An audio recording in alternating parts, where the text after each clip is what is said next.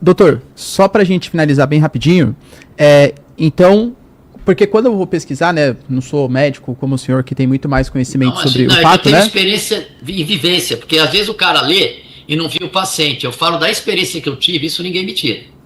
Não, por isso, quando eu vou pesquisar, eu vejo as recomendações da OMS, de outros institutos, eles ainda colocam a ivermectina como um medicamento que não é eficaz contra a Covid. As universidades brasileiras, por exemplo, os pesquisadores brasileiros, por que existem outros pesquisadores que também partem do mesmo princípio que o seu, que a ivermectina é um tratamento eficiente?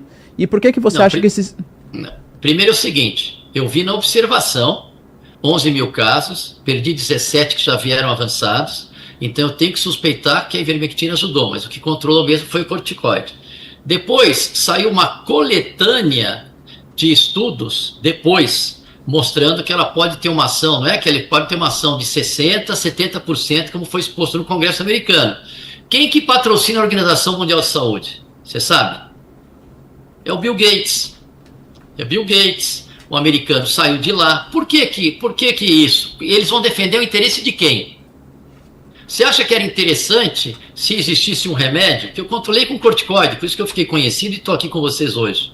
Foi uma ideia que foi legal, eu tratava e evitava intubação, mas lá em Londres, quando eles provaram que o corticoide funcionava, eles só davam depois que o paciente intubava. Eu falei, eles não entenderam que se dá um pouquinho antes não precisa intubar? Aí eu entendi, é porque se não intuba, não gera pânico. Por que o Trump saiu, não estou falando da parte política do Trump, nada, por que ele saiu da Organização Mundial de Saúde? Porque ele via onde estavam indo os patrocínios. Por que a Organização Mundial de Saúde quer gerar pânico com ébola, com antavírus? É para controlar, eles não estão defendendo os interesses da humanidade. Então, você usar a OMS como referência, já em começo de 21, eu já não acreditei mais neles, em começo de 21. Porque eu via que não batia com o que eu estava vendo. Porque tem muita gente que fica atrás do balcão, lendo estudos, mas eles não têm a experiência de ver. Gente, se você dá Viagra para 10 velhinhos, eles usam o Viagra. Depois pergunta se eles precisam de evidências para dizer que funciona, porque as coisas são óbvias na observação, como foi o corticoide. A ivermectina é discutível. Tem alguns estudos que mostram que não, tem outros que mostram que sim.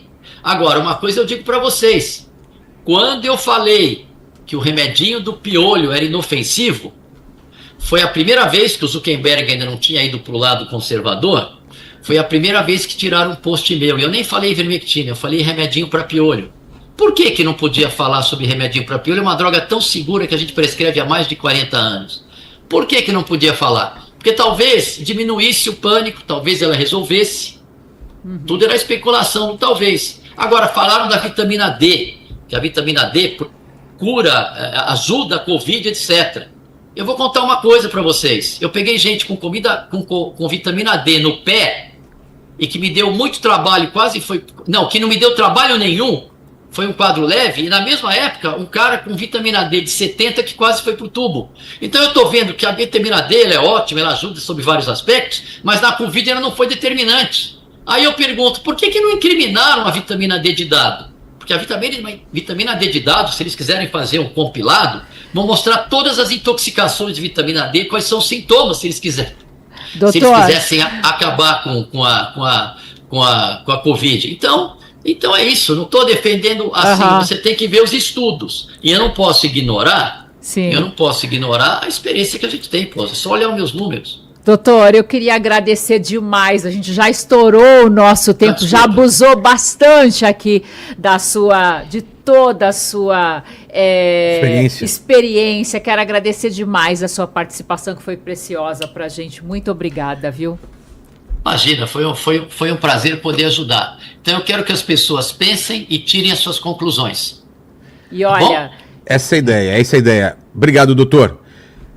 Imagina, um abraço. Abraço.